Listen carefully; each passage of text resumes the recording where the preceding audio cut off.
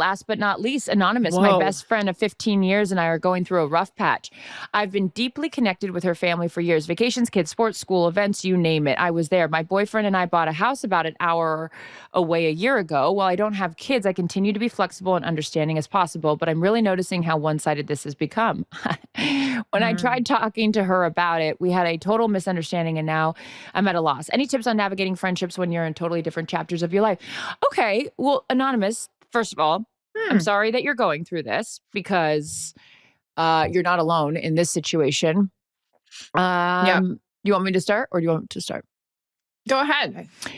I would So say weird. so Erin Not us. No.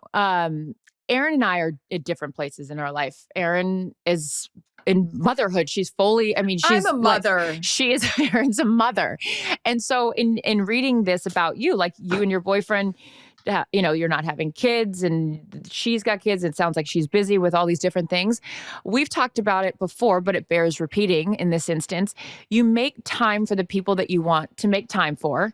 So there's that. So you've clearly been understanding about her schedule. Maybe has more. Like Erin has way more things on her schedule. Erin did 19 more things than I did this morning with your own schedule because you got to work around Because your I kid and then have your kids. to. That's what I'm saying. But that's what I'm saying. So you working around her schedule shows that you understand that she's got a lot going on. Doesn't mean that you don't. It's just different things. People that have kids have to schedule their life a lot different than people that don't. Me. Yeah.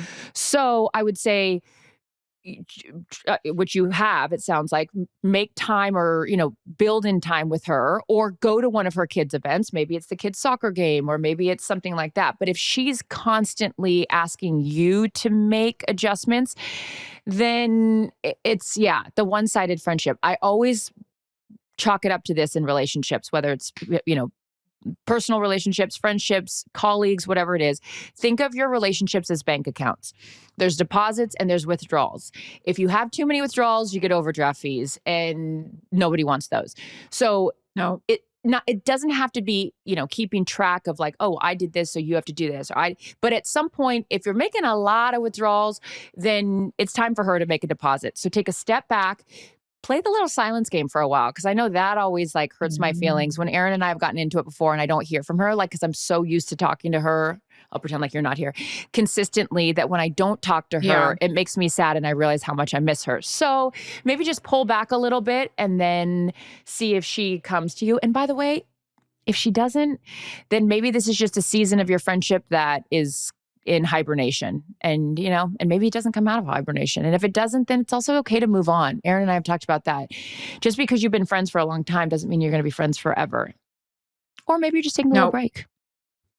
It also sounds like, and I'm not trying to guess what your friend is going through with the kid, but she's having a hard time kind of managing the relationships with people that don't have kids. Yep. To be very honest with you, we very much not miss our life, but we enjoy our time away with Steve and Charissa because we need it in the end. We do. I mean, we just went away and, you know, we didn't bring Matt because that was our adult time with you guys. And that was really fun. And, you know, we're talking about what we're going to do this summer together without Mac. And it's not because I don't want to be with him, but also having my adult friendships is so important to me and to Jarrett. And so, yeah, it sounds like she's having a rough go at that. And she may turn around at one point and be like, wait, where did my friend go? Yeah. And that's where I think sometimes you withdrawing all the time is not great for the relationship. That gets me thinking though, just in general, because I know that there's people that it doesn't even have to just be about kids, but you know that once they're in a new relationship and they want to spend all their time with their boyfriend and they forget about their friends, like it's kind of that, like you're just so into whatever you're doing, whether it's the guy or your kids, and you kind of forget about everybody around you. And that's okay. If she is a really good friend, or it sounds like you're a really good friend, you have patience with that situation. But then at some point you're like, this is just one-sided and it's not for me anymore. Do you ever have the feeling that though? Shit.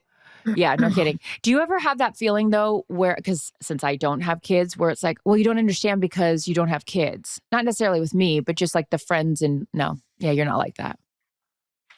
Just curious. I mean, I get the friends we have to have that have kids, but I also know my relationship with you and my other girlfriends is stronger. I mean, my friends, Jackie, Megan, they had kids before I did, and they're still able to maintain a relationship with me, even though I don't have kids. I mean, I remember that's true. Jackie, my nights of going out to dinner with her when, she was here in LA, it was like, yep, I need my time with my girls. And and both of us, myself and my other friend, Heather, we didn't have kids. And because our conversations didn't center around that. So there's just some people that don't know how to do that.